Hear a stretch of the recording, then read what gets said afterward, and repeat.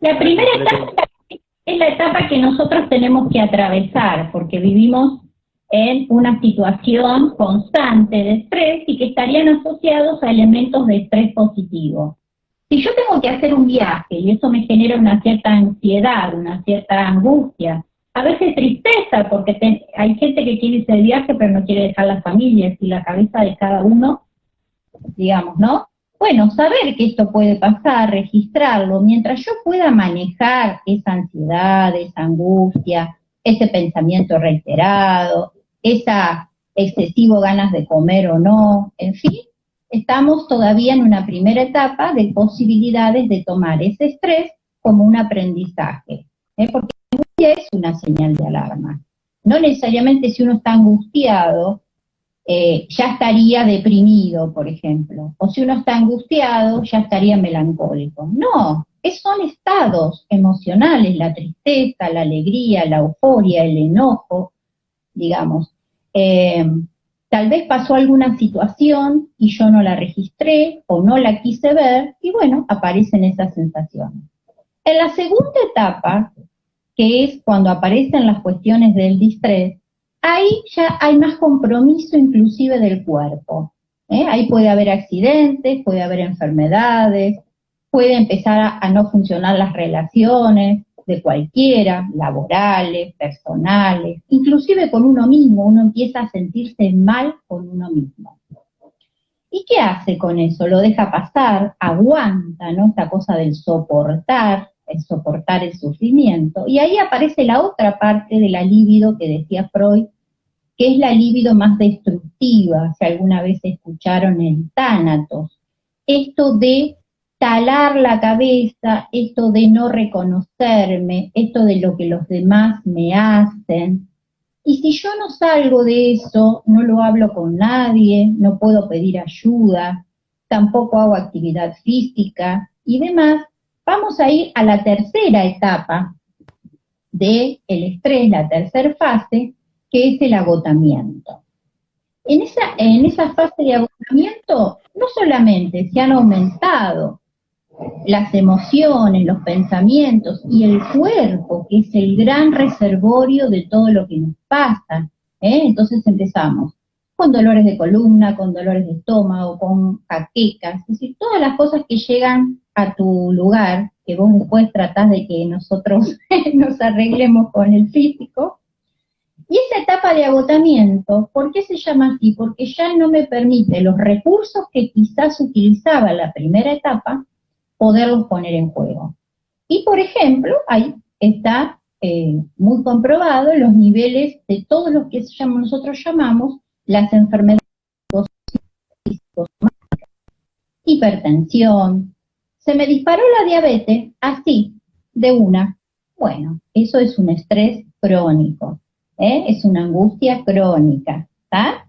O no sé, de un día para otro me aparecieron algunas cosas en la piel, La fibromialgia, tan actual. La fibromialgia, Sí, los últimos estudios establecen no solamente el nivel 3 de fase de estrés, sino dolores profundos, dolores que tienen que ver con el corazón, con el alma. Yo trato de explicarlo lo más simple posible, porque cuando vos me invitaste, a mí este tipo de cuestiones creo que son fundamentales para que aquella persona que está del otro lado empiece a repensar, registrar y repensar, y tal vez le sirva para pedir ayuda o conversarlo, o ponerse a pensar en eso mismo. Es decir, mira, yo en las etapas del estrés siempre hago este ejemplo que es todo lo que tiene que ver con los tubos de gas, digamos, ¿no? ¿Vieron esos tubos de gas?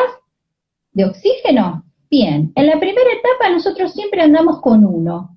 ¿Por qué? Porque cualquier situación que tengamos que tener, nosotros se nos cruza un perro, discutimos con alguien, perdimos la billetera, cosas simples de la vida, podemos hacer o un mundo que nos dure meses y tal vez años, o algo que puede haber pasado, porque hay que tratar de entender que en la vida pasan cosas, y las cosas que pasan son para aprender.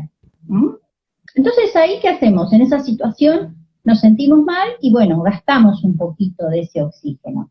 Pero después terminó, después despegamos, después soltamos.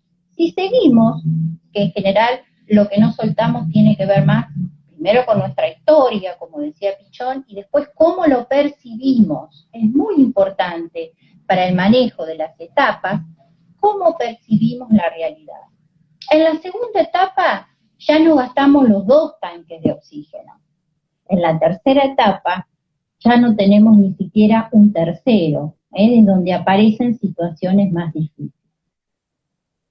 Vos fíjate, Nicolás, que yo siempre hago el hincapié en cómo percibimos las cosas.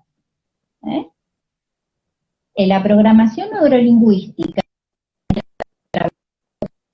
a nivel fisiológico, neurológico, cómo hablamos, cómo armamos nuestra cabeza y cómo lo terminamos diciendo. Podríamos decirlo así, habla de mapa y habla de territorio. El mapa sería, voy a dar un ejemplo, voy a mi trabajo, tengo una compañera que durante 3 días no me habla. Si hubiera usado la primera etapa, le hubiera ido a preguntar, pero no, lo dejé. Entonces, ¿qué empiezo? A hacerme la cabeza, mapa, ¿no? Bien. Entonces paso a la segunda etapa. Resulta que después me entero, o voy y le pregunto el tercer día, y esa persona había tenido una operación de muela, no podía hablar. Pero yo me traía la cabeza. ¿Entienden?